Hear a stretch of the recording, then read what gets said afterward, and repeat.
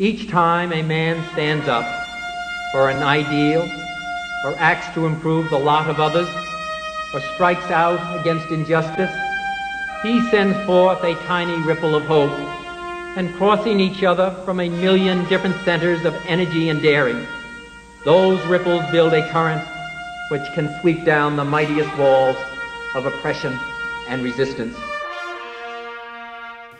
There's a tense moment in the 1988 Oscar-winning film Rain Man that captures Luke Lawrence's frustration when people dismiss his 8th Street guys as unintelligent or less capable than the rest of us.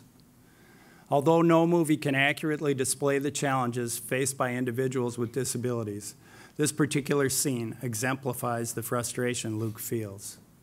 Charlie Babbitt, the self-absorbed brother played by Tom Cruise, is on the receiving end of a dispassionate clinical analysis by his brother's doctor.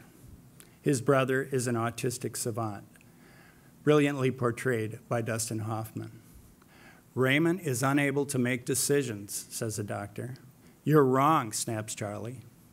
He can't decide for himself, presses the doctor. Charlie explodes. He's capable of more than you think. Of course, the similarities between Charlie and Luke end there. Luke's REM Iowa colleagues attest to his laid-back, generous nature. Mature, positive, and professional are adjectives you hear over and over. His co-workers refer to him as the bodyguard.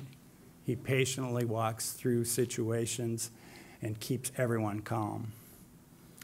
Luke started in a direct support role on 8th Street in Marion, Iowa, nearly 4 years ago. At the same time, he was earning his nursing degree. This particular house is home to a group affectionately known as the 8th Street Guys, 8 active men ranging in age from 20 to 47. They love sports, music, and hanging out in the community, but they are also grappling with severe and profound intellectual disabilities.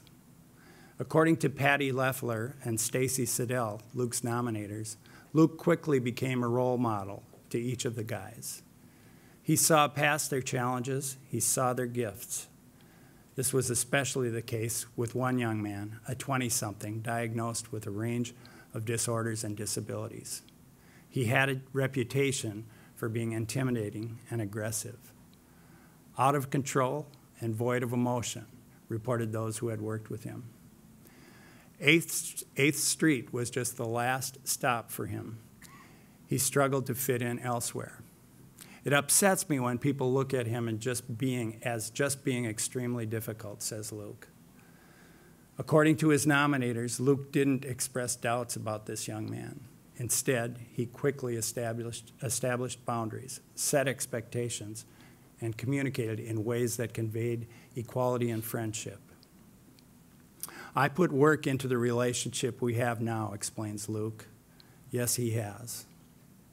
Would you stand outside in the freezing cold because someone else happened to enjoy that kind of weather? Well, Luke does. Would you shine a flashlight up another person's nose to remove an awkwardly placed object? Luke does this repeatedly, too. And would you splash in a green water lake for 2 hours to relieve another's deep pressure sensory needs? Luke has, and he will again. These are things many people would only do for their own family or a close friend. But for Luke, this young man, and all the 8th Street Guys are exactly that, close friends. They know they can come to me. I'm right there with them, he says. Luke sees the benefits in his own life. It's nice when you go to work and 8 people are excited to see you, he says.